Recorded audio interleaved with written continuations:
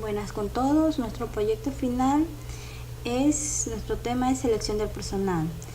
Los integrantes son Ávila Nachipucha Alejandro, Bonilla Almeida Irene, Chaglia Fiellos Wendy Gabriela, Lino Choes Violeta Cecibel, Lor Galaxa Víctor Alfonso, Mite García Janina Gabriela. Nuestra carrera es Contaduría Pública Autorizada, curso CPA 3DB. Tutor, licenciado Jorge Montesel. Selección del personal. La selección de personal es un proceso importante para las organizaciones porque es una de las principales maneras cómo se construyen a sí mismas y cómo crecen. Tanto la selección adecuada de su gente como la adecuada capacitación que les brinda para mantenerlos preparados para los retos del momento que puedan determinar la permanencia o desaparición de la empresa. El objetivo aquí es dar una breve mirada desde la psicología a este proceso, porque favorece el trabajo multidisciplinario, el conocer el quehacer de las demás disciplinas que intervienen en el proceso. Para cualquier profesional, ya sea en esta información que esté en proceso de vincularse o trabajar en alguna empresa, que tenga su propia empresa o que esté en proceso de vincular nuevas personas en la empresa en la que se encuentra. Es importante conocer algunos aspectos de la selección del personal. Por lo general, estos procesos son llevados a cabo por personas especializadas en el tema, pero los profesionales de todas las áreas se ven involucrados en algún momento en el proceso. Como he hecho énfasis en varios aspectos de la relación de las personas consigo mismas y con los demás miembros de sus equipos de trabajo, la formación de estos equipos, etc. Es importante considerar la vinculación de las personas a la organización, porque también formarán parte de sus grupos de trabajo y también influirán sobre el ambiente y sobre esas relaciones. Vamos a ver. Los procesos de selección. En las empresas por lo general son costosos y toman un tiempo importante. Esto conlleva la necesidad de que se haga la mejor selección posible, porque lo contrario se generará frustración tanto para la empresa que al poco tiempo se verá obligada a prescindir del nuevo empleado o reubicarlo en otro grupo o cargo, lo que es volver a comenzar, como para el empleado mismo que se verá enfrentado a un fracaso y a cambios por lo menos molestos. Pasos a seguir en la selección de personal. Número 1. Levantamiento del perfil que se requiere. 2. El vacante. 3. El reclutamiento que puede ser interno o externo. 4. Proceso de selección que puede ser la entrevista, las pruebas psicológicas. Entre las pruebas psicológicas están la personalidad, la motivación y las habilidades. Ya, el otro punto es las referencias laborales, informes de integrador al proceso y visita domiciliaria. Punto número 1. Levantamiento del perfil.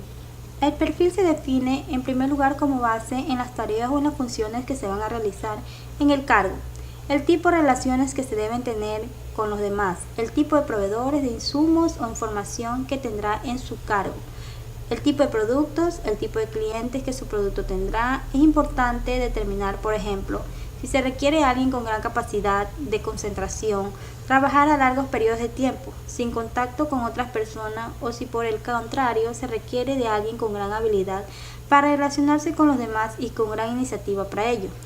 Primer punto, habilidades de comunicación, nivel de experiencia, nivel de instrucción formal, capacidad o habilidad para seguir instrucciones, posibilidades de desplazamientos o viajes. Punto número 2, los vacantes. Hace referencia a que el proceso de selección debe comenzar realmente cuando la vacante para el cargo está dispuesta. Si bien es cierto que con frecuencia se mantienen bancos de candidatos y aspirantes a distintos cargos, no se debe comenzar un proceso formal de selección que no se espere que determine una vinculación efectiva. Paso número 3, que es el reclutamiento interno o externo. Es importante determinar el ámbito de búsqueda de quien va a llenar la vacante, porque puede ser que solo al interior de la organización o pueda ser abierto. Esto puede marcar diferencias en el proceso de selección, porque al ser un proceso interno podrían omitirse pasos en el proceso, la visita domiciliaria, la búsqueda de referencia o algunas de las pruebas, por ejemplo, lo que a su vez redundaría en bajar costos. Punto número 4. Proceso de selección. Este comprende, literal A, las entrevistas, que puede ser una o varias, dependiendo de las políticas de la empresa. de las necesidades y de las variables de cada proceso, interno o externo, por ejemplo. Por lo general se tienen al menos 2 entrevistas, para ellas de corte psicológicas, en la cual se evalúan algunos aspectos de la personalidad y de las características del aspirante que han sido relevadas en los test de personalidad, motivación y habilidades que mencionaremos más adelante. Otra de las entrevistas suele ser con quién será el jefe inmediato del empleado vincular. Esta entrevista, que por lo general se lleva a cabo después de la psicológica, tiene por objetivo aclarar dudas, medir empatía, observar ajustes del candidato a las normas y costumbres de la empresa, etc. Con frecuencia, como es el último paso en todo el proceso de selección y ya se han tenido en cuenta los resultados de las demás etapas, esta entrevista es la instancia decisoria para la vinculación. Literal B. Pruebas psicológicas. La cantidad y tipo de pruebas que se lleven a cabo dependerá de muchas variables, como el interés de la empresa, sus políticas, el tiempo disponible para la selección, el tipo de cargo a proveer, etc. Por lo general se consideran 3 tipos de pruebas de corte psicológicas que sirven de insumo para las entrevistas de tipo. Primer punto, se evalúa la personalidad. ¿Por qué? Como dijimos, es importante para que el ajuste del aspirante al cargo sea adecuado. 2. Se evalúa la motivación, porque la motivación es un elemento muy importante para las personas y para las organizaciones. La motivación es un factor determinante en el crecimiento y progreso de las personas y las organizaciones. 3. Se evalúan las habilidades, porque en muchos de los cargos y para muchas de las labores se requieren habilidades específicas para su mejor desempeño. La medición de habilidades desde este punto de vista no tiene relación con el nivel de instrucciones o con la forma académica. Verificación de referencias laborales. Este paso, que con frecuencia también es llevado a cabo por psicólogos, tiene por objeto medir la percepción que sobre el aspirante tienen las personas que lo conocen en el plano laboral. ¿Cómo ha sido el desempeño y cómo han sido las relaciones con las personas con las que ha trabajado recientemente?